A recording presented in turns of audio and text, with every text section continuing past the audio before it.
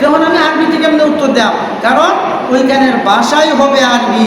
এই জন্য আল্লাহ পাক রব্বুল আলামিন বলবেন, ওরে হাসরবাসী, আমি আল্লাহ তাআলার কুদরতি জবান দিয়ে একটা এলান করিতেছি, একটা এলান দিতেছি, ইকরা কিতাবাকা কাফা বিনাফসিকা আল-ইয়াওমা আলাইকা হাসিবা।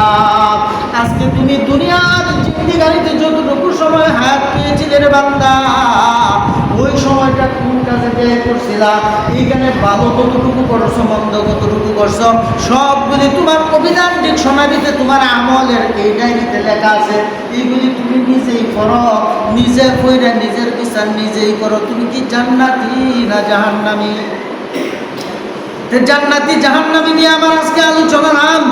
আজকের আলোচনা যে আল্লাহর রাসূল বলেছেন যে বান্দা যদি সবার আগে সর্বাগ্রে মসজিদ আসে, মসজিদ থেকে সবার পরে যায়, ওই বান্দার আমল নামায় একটা কবুল 7টা উমরা হজের সব আল্লাহ দিয়ে দিব। সুবহানাল্লাহ।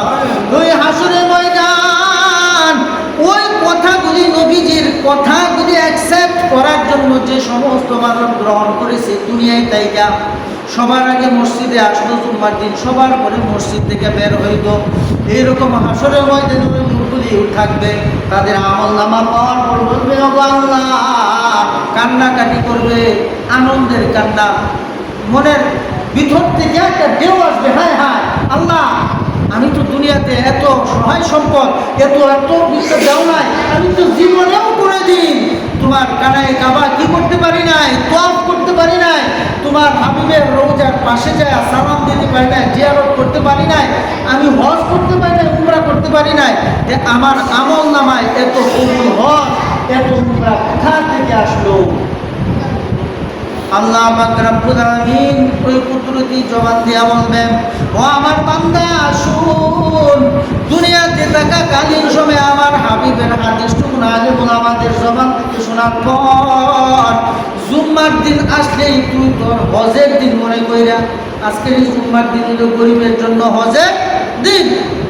এখন আমরা টার্গেট পেলে হেই নগেলেই হজ হইত, প্রায় সময় তো বলি মিয়া হেই নগেলে হজ নাও হইতে পারে, কারণ অর্থ যদি বেজাল থাকে, হজের ফরজ ওয়াজিব সুন্নতগুলি যদি আমি সঠিকভাবে ফরজ এবং ওয়াজিব যদি আদায় করতে না পারি, অথবা কোনো বান্দার হক নষ্ট করে যদি আমি এই অর্থ দিয়ে হজে যাই, মা বাবার মনে আঘাত দিয়ে যদি আমি বছরে 42 বার হজে যাই, উমরাতে যাই, বছরে একবার হজে যাই, আমার তো হজ কবুল হবে না।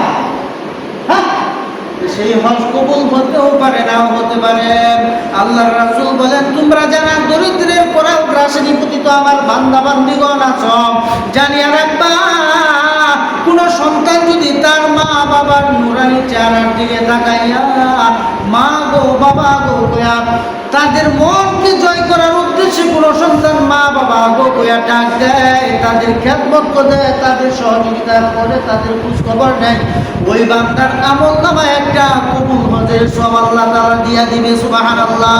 সাহাবারা প্রশ্ন করছে, ইয়া রাসূলুল্লাহ, ইয়া হাবিবাল্লাহ, কোন ব্যক্তি যদি তার মা অথবা বাবার চেহারার দিকে একদিনেই যদি দৈনিক 100 বার যদি তাকায়, আল্লাহ রাসূল ঘোষণা করে, আমি নবীজি ঘোষণা করলাম, ওই বান্দার আমল নামায়, ওই সন্তানের আমল নামায় 100 কবুল হজের সওয়াব আল্লাহ লিখে দিবে। সুবহানাল্লাহ।